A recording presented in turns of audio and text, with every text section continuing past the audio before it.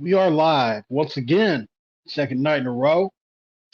We're going to talk a little 2024 action tonight. We're going to talk about the West Virginia Mountaineers, the expectations going forward in the off season, which is really we're already technically in the off season, and on into 2024, and talk a little bit about Penn State, and that mammoth of a team and the game and what that's going to look like. A lot of people anticipating we may shatter some Milan Puskar Stadium records with attendance for that game. It's going to be very highly touted. Could we get game day to show up for that game? Lots of different stuff to talk about. Um, we got a couple players that uh, some people are we got players that are probably going to be gone, that are moving on, possibly in the portal or medically retiring. There are some guys doing that. I haven't really checked here in the last few hours to see if that's been publicized yet, so I'll stay away from names. You guys know the names. I was able to confirm with Tyron Bradley today, which let me see if I can get this here in chat. Let's see on the screen. Let's see.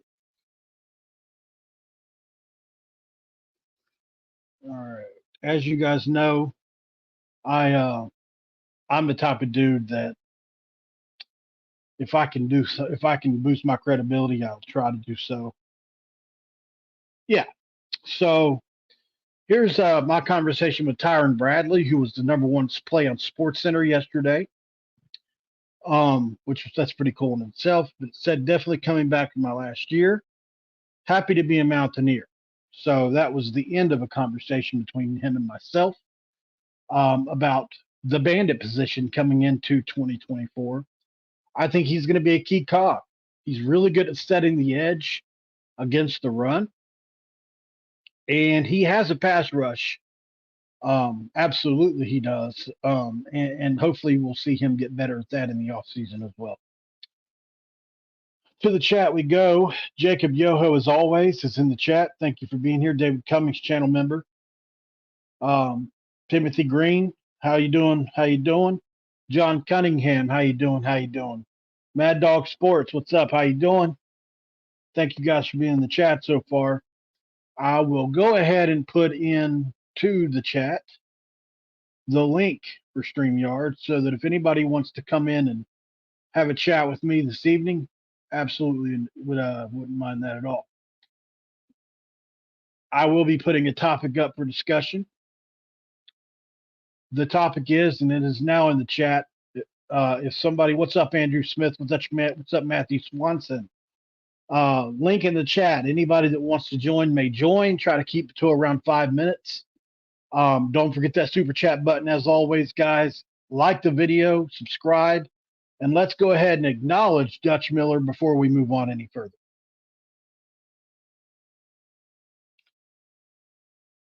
This episode of Mountaineer Paul Talks Football is brought to you by Dutch Miller Automotive, where friends and family pricing means you get the best deal right up front on any new or pre-loved vehicle in stock, and that's every time. With brands like Chevrolet, Chrysler, Dodge, Jeep, Ram, Kia, Hyundai, Ford, GMC, Buick, and Subaru, the Dutch Miller Automotive family is always growing, and they're ready to put you in the car or truck you've been searching for. If you can check out our inventory across West Virginia, they've got 12 stores, or you can go online and see them at DutchMillerAuto.com. Don't forget it's the home of friends and family pricing, and that's only at a Dutch Miller Automotive store near you guys. And as we like to say, near you. So, Tyler Cobb, what's up, brother? Hey, I don't blame you, man. I don't blame you. You were celebrating in Charlotte. Can't blame you. So, link is in the chat. You might have to go back a couple texts, but if you want to jump in here and talk with me, you can do so. Otherwise, let's get rolling here. So, obviously, the topic of discussion for here is this team in 2024. How do I feel about it? What do I feel it needs, if anything, to truly contend for the Big 12? Well, I certainly think we're a contender. Are we the favorites? No, I don't think we're the favorite either. I think we're right there where we ended up this year, right? If you want to talk about favorites coming into the next year, I'm gonna have to do some more research first. But off the top of my head, Oklahoma State's going to be good again. The newcomers, Arizona, really looks to be, and I mean they were really good this year. Arizona, Utah will probably reload, especially with the coach that they have in place there. Um, and then you start looking at the other obvious suspects. Kansas would be another team that's going to return everybody, a quarterback that everybody pretty much scared of, if he can stay healthy. So hopefully we miss him. Although we do play Kansas next year, from what I can remember. And then obviously Kansas State will be another team that people need to look at, but they're breaking in a brand new quarterback, and can they really get him mixed in quickly enough? Even though he's playing tonight, and I honestly haven't seen what he's done yet. Maybe somebody can update me on that. My YouTube TV thing needs subscription needs redone, and it's going to be a couple days before I can get to that. So, anyways, so for the Mountaineers, I think you look at where we are in the Big 12 and how we performed against the top of the Big 12 last year, or the teams that we played that were any good in the Big 12, I should say. And also, a Penn State would be comparable to teams at the top of the Big 12, like in Oklahoma. Um, I felt like we were a step or two away, especially, but um, what worries me the most is how many steps back is this offensive line going to take without Zach and Doug? Are we going to go with in-house players to replace those guys, or are we going to go to the portal and try to upgrade? Those are important questions. And I still think we need to add another proven receiver, preferably a big-time number one guy. Bray, this is just my opinion, guys. I watched the Bray tape from Oklahoma State. He's a possession receiver. He's not a game-breaking type receiver. Uh, Although he's good, certainly not bad player. Similar to Devin Carter, and you see what Devin Carter did this year: 30, 40 balls he caught. I do think Hudson Clement can turn into something special. I do, I really do. He may end up being the best receiver on the team next year. But Traylon Ray is likely going to make another jump, and athletically, he's the best. And then you wonder what happens with Gallagher. But I really would love to see, there's a lot of rumors about J.J. Jones from North Carolina, and would he enter the portal? That would be a great get for us. He could certainly be the number one receiver, number two receiver on that team going in next year. But overall, man, that's what I'd like to see us get, another great pass catcher, because as of today, Hudson Clement, Traylon Ray are really the only two in-game proven guys that we've got. I mean, surely Preston Fox has made some big catches, and you can look at him. And then Cole Taylor from tight end. But outside of that, I just don't know if that's, the way they performed in some games this year. They're going to have to take steps forward, obviously. And then once again, Neil said that Garrett left a lot out there with Traylon Ray, like several balls. And I just don't know. Listen, Garrett he's come a long way on his intermediate passing game. You guys know I said all off season coming into this year that I felt like his intermediate passing game had to improve, and it did, no doubt about it. But it's going to have to take another 2 steps at least. He's going to have to get on time within the offense from the passing side of things. Because what happens when we can't run the ball like last night? It's either take a shot play or we take off running. And we did wear him down towards the end of the game, which was great. But 30 probably isn't, unless our defense really reloads. 30 is, we're going to lose some games at 30 points, over the course of the season. So we're going to have to do a little better than that against it's pretty a depleted UNC team, but man, they've had 3 straight top 15 classes, and they've replaced all those players that played last night were really 4-star guys, a couple 5-star guys that just weren't developed yet. So, well, we need to hope for that Timothy Hall that he does get better, because I really do think we need to add another game. We need a game breaker, man. And Traylon has shown flashes. Hudson has shown flashes, but we need that Winston Wright, that guy that's going to catch 65 balls and really be that guy that if he touches it, you're fearful that he can go the distance, right? We need somebody that we can throw the ball to on a screen that can go the distance. And I don't know if we have that guy. And I think all really good teams have that one guy, that nobody can guard. So I worry about that. I don't know where our receivers are going to, if they take a step forward, then I think we'll be fine. But we need to see that happen. Obviously, Garrett's passing, and then the offensive line, like I said. So there are questions to me. I think we're a good football team, and we're certainly in contention. But how good we're going to be, once you get past the top 5 or 4 teams is, I think, up for serious debate. Timothy Green mentions Tavon Austin. Get him out of retirement. I don't think put it on Garrett is fair. Ray is also a true freshman. His route running may not be as consistent as it should, causing timing to be off. Well, that's what Neil said. Listen, I went back and looked. There were at least 4 plays where Traylon Ray was completely wide open, that he didn't find him. Garrett has had to do all his developing in college. And unfortunately, Daggy got to play in front of him, right? And those were not good coaching decisions by Neil Brown. And I think they were kind of made out of fear, because Jarrett Daggy was just more ready from a mental standpoint. So maybe Garrett would be a little bit further ahead had we played him a year sooner, but nothing we can do about it now. Garrett still has to get a little better at reading defenses and being on schedule in the passing game. But yeah, I saw there were some things he missed, but listen, the growth that he showed from last year to this year was exponential. And if he does it again, he'll be right there with some of the best in the country. And it can happen. He's got the arm talent to do it. But he still struggles with, like last night, they said, he threw that fastball to Cole Taylor that probably would have been a catch had he not just freaked out and threw a 99-mile-an-hour fastball at the last second. Little things like that, but and we can't have another Oklahoma performance. I've said that.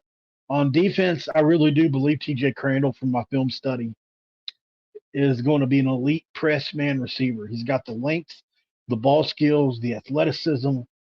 I'm still honestly kind of been shocked that we pulled him, guys, because his tape is really impressive. Aiden Garnes is a guy that played well against us, but at Duquesne really locked people down as a one-on-one receiver. Montre Miller comes back, and I think with a year in the system, even though he didn't play, mentally he was able to take reps, and I think he's going to take a step. And then look at Jacoby Spells. You got to hope that the young guy gets better. At safety, Aubrey Burks and Anthony Wilson are going to be back. That's continuity, right? And obviously Minkins is going to be there. Maybe he takes over for Anthony. I don't know, but Anthony really got better at the end of the year, didn't he? So we'll see. I think the defense is probably going to be fine. Obviously, at linebacker, we're stacked, right? And the only thing you could say about our linebacker room is it's inexperienced. Josiah Trotter in the offseason was probably the best guy in the room, according to reports, and except for Koba. And he was probably going to start day one with Trey Lathan, right? So it was going to be Koba, Lathan, and Trotter. Those are going to be the guys. And then obviously those guys both got hurt. So we're losing Koba, but I think Trey Lathan can step right in for Lee Koba and do just what he did and more. He's more athletic. Is he a sure tackler as Lee Koba? No, Lee Koba is going to be a huge loss. You can't replace a guy like that. but we're going to try. Real big fan of Josiah Trotter. Ben Cutter, um, I think he's better off in the middle personally. The middle is a spot for or somebody that is a little bit less athletic, right? And I think Ben is a middle guy. He's smart. I think he's going to pick that up. And if I were going to play Ben Cutter, start Ben Cutter, it would be in the middle. Caden Beiser is deficient athletically in some places, but these are such young players that it's hard to say if they're out of position because of their bodies or because of their minds. You hope it's because of their minds. Because if it's the body, if it's because they're just not as good as like a Josiah Trotter or Trey Lathan athletically, that kind of worries you a little bit. So we're gonna have to wait and see on those guys. But certainly, I think Ben Cutter can take another big step and be a great player for us. So we'll see where that goes. And then the D line is going to be pretty much all the way back. I think the loss of Mike Lockhart's going to hurt. Sean Martin really took a step back this year, guys. I personally felt. Um, I really felt like he was going to have like an all Big 12 year, and he just didn't do that. Um, Maybe with there are people saying we're going to move to a different style of defense and play just a traditional 3-4 type scheme. We'll see if that happens because we've got so many linebackers. Maybe we do. Sorry for going on and on, guys.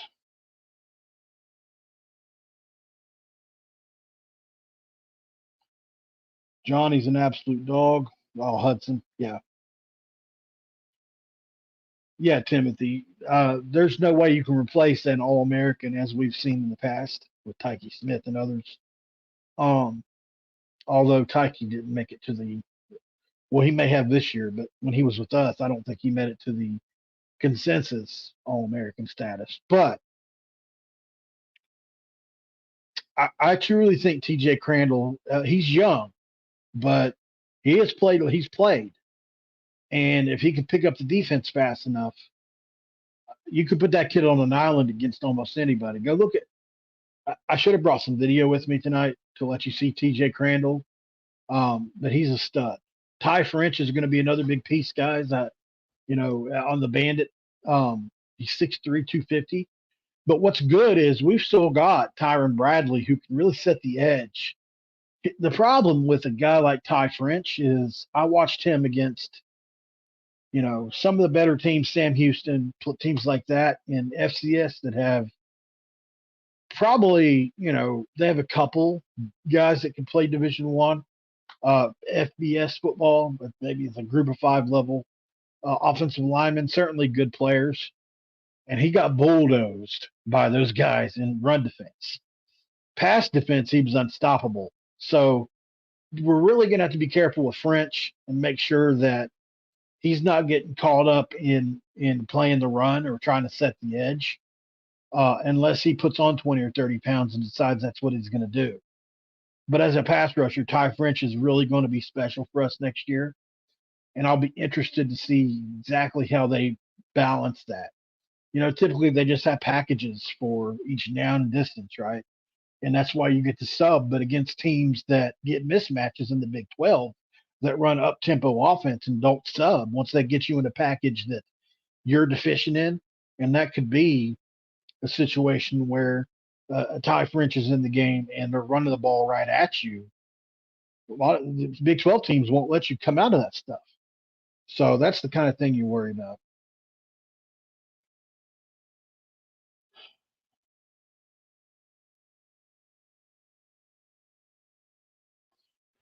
Yeah, that's confirmed too. Yeah, no problem, Timothy. Don't forget to like the video as well, guys, if I haven't already said that. Yeah, he was the Nico Marchiol of Kansas, basically. He was like their Gatorade Player of the Year in Kansas, the state of Kansas. Very highly rated four-star guy that really was a lot of people. I mean, he could have went to Texas. He could have went anywhere he wanted to go. And he chose to go to K-State. K-State. So, yeah. So, you know what? I was telling somebody earlier, I said, what you worry about though is let's say this guy puts on just an incredible performance in the bowl game, and then somebody comes at him with $1 million.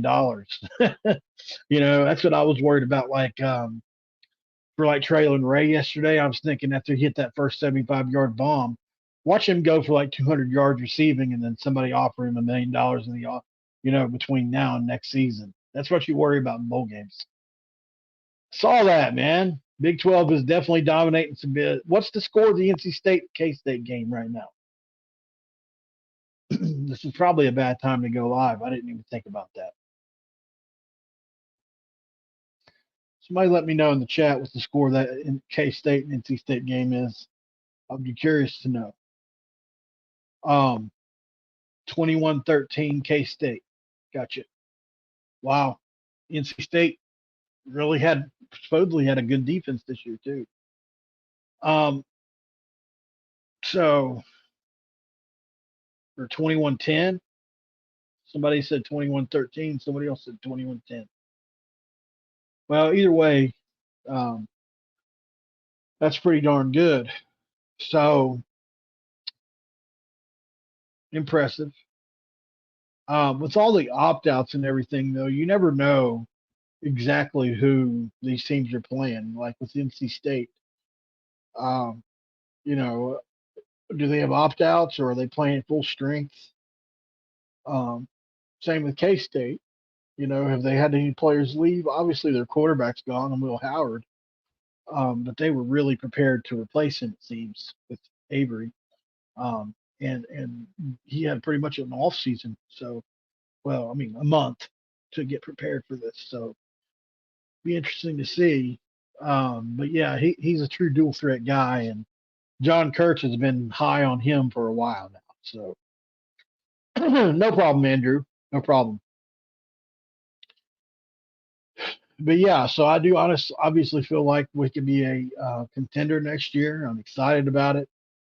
If you're watching this after the fact, guys, let me know in the comments how you feel about West Virginia for 2024. Are they title contenders in the Big 12? And if you don't think they are, let me know why. Let's debate that. But tell me who you feel like is deficient on the team. Could it be somebody in the offensive line room, wide receiver room? Could it be quarterback? Maybe you're not sold on Garrett like a lot of us are. Or do you wonder if CJ Donaldson's going to leave? I've heard some people bring that up. I haven't heard anything about that.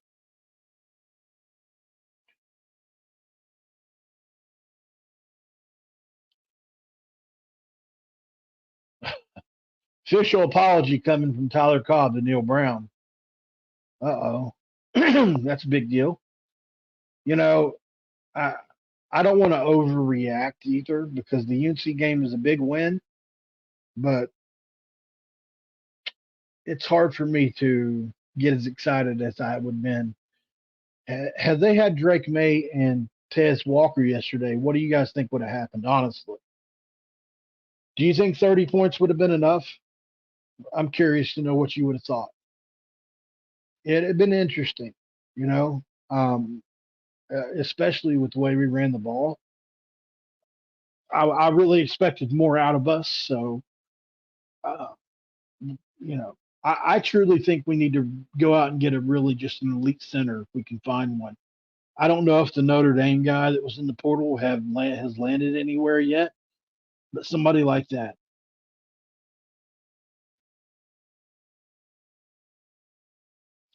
Tyler saw with the defense we played yesterday. Yes. Okay, man. Interesting. All right, guys. Well, that's how I feel about the Mountaineers. Unfortunately, everybody I usually bring on the show to debate these things, discuss these things with, is either on vacation or out of town right now. You bring up a pretty good point, Matthew. Certainly, I think Alltuner has a shot. He's got a crack at winning the job. There's no doubt. But I'm talking about for us to really win the Big 12 next year, we've got to have an offensive line that's better than the one we had this year. You get that right? And how is that possible with losing a Doug Nestor and a Zach Frazier? I just don't know how it's possible. We're not there. And I truly believe we're going to need to be as good or better as our offensive line was this year to truly win a Big 12. And I'm just not sure. I mean, I think it's a fair question. You lose what many would say is certainly one of the two or three best centers in America, in Zach Frazier, and Doug Nestor, a top 15 right tackle, right? So these are huge losses to me that a lot of people don't talk about. And those guys played together for 2 straight years. So, well, that's what this show is about, Andrew. It's about talking about 24. So, I mean, I've been enjoying the win, but this is, to me, these are what I'm worried about if we're going to discuss whether or not we're Big 12 championship ready or not.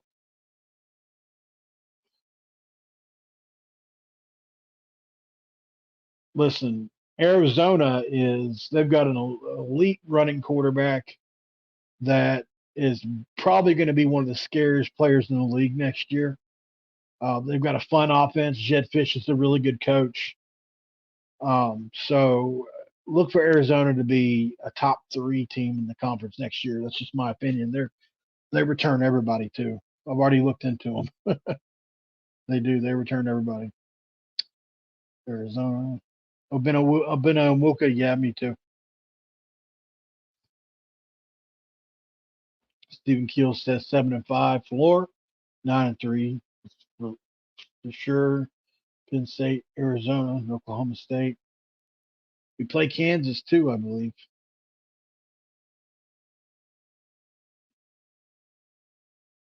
Football gods are going to look down on us, and we're going to be fine, he said.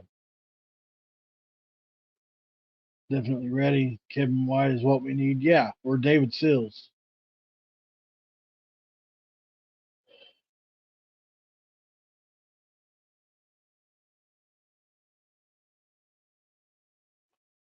Thanks, Mo. Appreciate that, bro.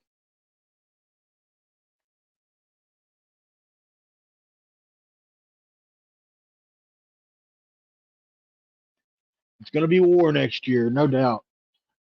I think our ceiling is. It's hard to say, man. I think I reserve the right to.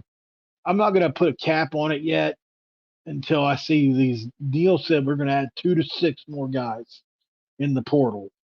And are they talking about starters or are they talking about, start these guys that can compete for starting spots, or are we talking about guys that are going to be depth pieces? Both are important, but on the same note, both either raise the stakes or they don't. I'm of the belief we need to add in the wide receiver room, the offensive line, the defensive line, and probably one more to the secondary. Uh, Truthfully, and I'm talking about starters and all.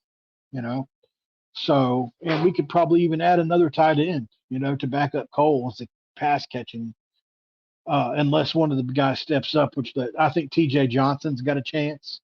He played wide receiver in Virginia, and is a big frame kid, 6'4", 6'5", 215 ish. He puts on 30 pounds. All of a sudden, you've got a tight end on your hands. Maybe you never know. CJ could move back to tight end someday. That's another thing. I've never said national championship in at all. Never have I said national championship, ever, and never would I.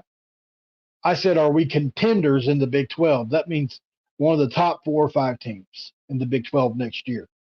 That's realistic, man, off a 9-win season when you return pretty much everybody. So, I mean, you can get your laugh in on it, man, but I think I'm being pretty reserved with it.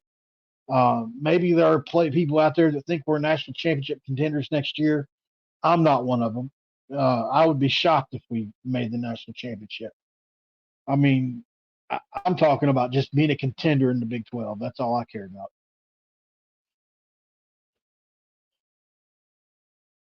What's up, Tyler Cobb? Yeah, silly John Waffle. Mo Carpenter says exactly, John. Anyway, um, So, like I was saying, I still think we need to add 4 or 5 starters to different parts of the team to really truly be right there. Um, but most importantly for me, a true game break at receiver would be nice. And these just don't fall off trees. I get that. Uh, a true dominant center, because I think Johnny Williams can really take over at right tackle and be good, or even Nick Malone can man that for us over there. Um, and then you might want to look in the running back room because Jaheim CJ seems to be um, injury prone here the last couple of seasons so far. And see, we've already lost JJ, and what's Jalen Anderson going to do now? And he didn't show anything yet outside of last year. So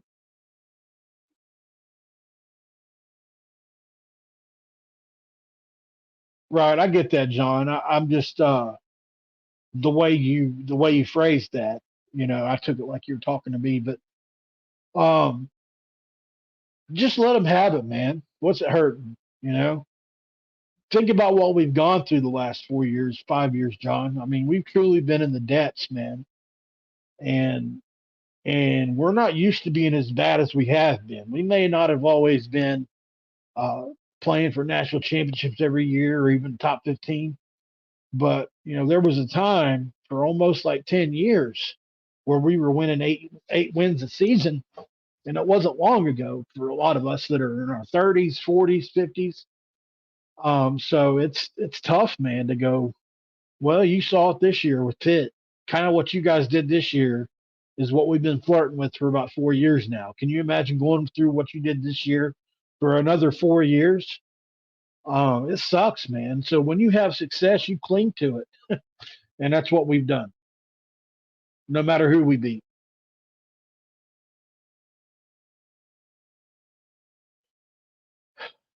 But we need more than that, Tyler. Two receivers in this day, it's just not going to do it. Certainly, one of those guys could step up and be a star, no doubt. But you know, unless you're going to mess up the balance of the room and somebody's going to transfer or something, bring somebody else in, let it compete. But we'll see. 3 circle games: Penn State, Pitt, Kansas State should be most difficult, in your opinion, Charles Peterson. Thank you, Charles. Don't exactly recognize your name. Not saying, and I hope no offense. Hope you're subscribed, man. If you're not, thank you for the comment. Stephen Keel, Pitt will be that next year. You guys, a few people liking Pitt, huh? They did that for the last 20 years. I'm exactly right. I know. I know. It tends to be the case with me. Appreciate you guys for staying, coming in here. John, thanks for the super chats, man. Um, any of you guys else in here that wants to super chat, please do so. Oh, by the way, let me do this one more time. I'm going to do it one more time. And if nobody comes on in 5 minutes, we're going to go ahead and cut it short. But let's see. Guests, chat. Here is a link to get into the chat room with me, guys. If you want to come on and have a face-to-face discussion or debate, even if there's something you want to talk about, please don't hesitate. Click the StreamYard link below, put your name in, and jump on and holler at me, man. It'll be a good time, I'm sure. Uh, I'm ready to debate you if you want to debate or if you have a question.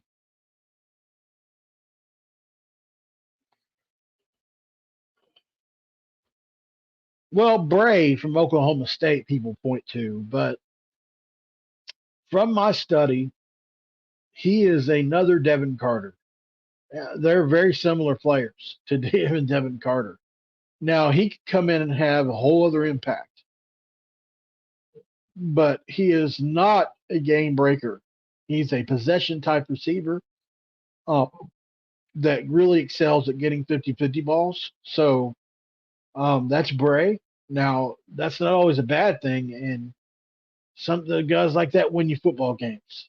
It's just I don't know until he gets on the field with us exactly what that's going to look like, but we need a guy that, like I was really hoping to see something out of EJ Horton last night. We didn't. Didn't even see him play after he had a couple good games this year, a couple big performances, where he went deep and caught one. He has the wheels to really just be an absolute heart stopper for us.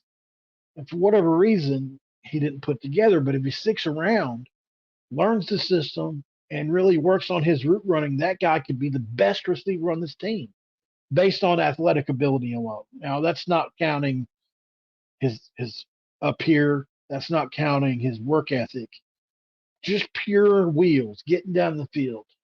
That guy's special. He's in the 4.3-ish range. We haven't had a guy that fast in a long time in the room, and I was really expecting him to do something, and he did. Maybe he was hurt. I don't know. Yeah, I agree, Tosh, and that's a good point. It's not going to be next year, in my opinion. He is. That's another thing. Now, I'm glad you brought that up because high school recruiting, it does get left out, right? But DayDay Farmer could come in and be a Jaheim White in the receiver room next year. He's that talented. Even John Waffle probably knows that because he was committed to Pitt at one point in time.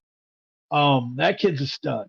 And so is Brandon Rammond out of St. Joe's Prep. 2 4-star receivers coming in next year, and these are both 4-star guys, plus the Princeton kid, who may be the fastest of the group. But DayDay Farmer is certainly the most ready to step in next year. And listen, I know we all love Rodney Gallagher, but he's going to have to look right over his shoulder pads at the guy like DayDay Farmer, who's going to be coming in wanting to play right away. These guys will take jobs, and Neil seems to be the kind of guy that'll give it to you, give you your opportunity if you prove yourself. So I'm telling you, that's a guy that could really impact our room next year.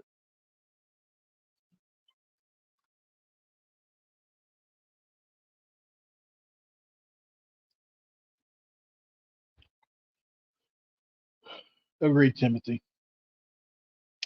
Yeah, absolutely.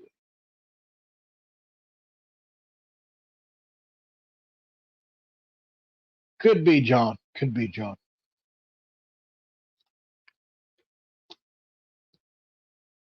Yeah, it's tough, isn't it, David? Um, I think Neil knew that he was going to sacrifice some of his confidence, but we had to win the game more so than protecting that kid, right? You put him back, you put him back in, which he did get one more carry, and he held the heat. Not only did he hold on to the ball with 2 hands, he wouldn't even give the ball to. He wouldn't let anybody help him up, nor would he give the ball to another player to hand to the ref. He handed it straight to the ref, which is probably what offensive coordinator, running backs coach Chad Scott told him to do.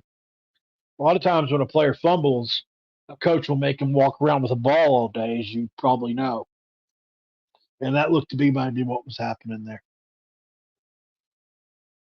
But as far as DJ Oliver goes, we can only hope that this didn't cause a rift and that he doesn't transfer or anything because kids are so finicky these days. Even something small like that could lead to something larger. Um, Hopefully he sticks around. Agreed. Hope a year like this is the new normal for us. Yeah, absolutely, Stephen. Not recognizing your last name either. Hopefully you're subscribed to the channel. It's free, by the way. If you're not, please do so. By the way, guys, we do have channel memberships here, and also the ability to gift channel memberships if you would like. 2 membership tiers. You've got Mountaineer Fanatic and Mountaineer Insider. So if you're interested in that, certainly would appreciate you joining, being part of that. Um, over the next what this was the last game. Over the next month, going into the new year, I've got some resolutions for the channel. I'm going to be working on a new and upgraded version of once I get my MacBook Pro. That's kind of been a big problem for all this, guys. You know, I've got a sponsor for the channel. I've got another person offering to be a sponsor, and I get the YouTube revenue. It's finally to the point to where I'm making enough money to invest on certain things, and one of those things is getting myself like a MacBook, you know, and I plan on doing that because it's going to be something I can do more with. I'll be able to share more video. I'll be able to make better intros. I'll be able to just a lot of stuff. And I think you guys will see the channel grow even bigger than it already is over the next year. So be ready for that because I'm going to be doing more than just WVU content coming up, guys. So I have to. Unfortunately, I love you guys, but you can only get so big just covering one team. And if you want to do this as a career, I'm going to have to expand out a little bit. So that's the plan. Just stick with me.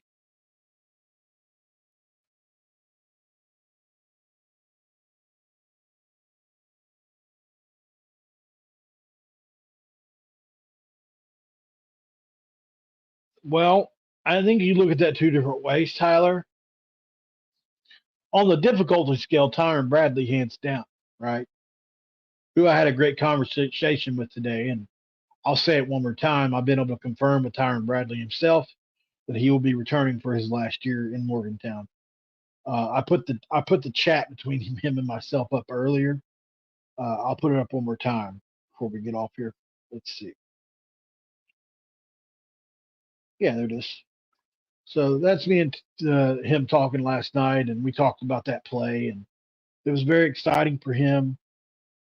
Probably the most notoriety the kid's ever got all at once, coming from Abilene Christian. But then the beanie punt return was more impactful. Um, it came at a time when we really needed it. Um, we were up, what was it basically? I think we were up, was it? It was 20-10 at the time, if I'm thinking right, and it made it 27-10. And it looked like we were on shaky ground at that time a little bit. So to me, I would give it to Tyron Bradley for difficulty, Beanie for impactfulness. I hope that's fair. Oops.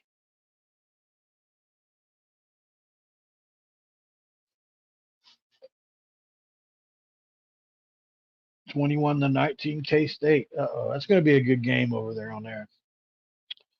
All right, guys, we're hitting about 42 minutes, 43 minutes. I don't have a whole lot else to say on this. I want to get on and talk to you guys one more time today. I appreciate you guys. Appreciate you core guys for that always support the chat. You make it possible for me to come in here and do this. So can't thank you enough. We'll be doing some more videos here in the coming days and talking about some things that I'm really excited about. So also we've got recruiting news going on. Get ready to happen. There's 45 of you guys. As you guys leave, please, as you leave, or if you want to do it now, just click off, hit the X button on the chat, and like the video just so it can get some traction as we move on. Other than that, I don't have much else, guys. Thank you guys for coming on, and let's watch some basketball this weekend. It was a great bowl game. Excited about the future. Thank you for all your comments, guys. It's been another episode of Mountaineer Paul Talks Football. This episode is over. I'm out.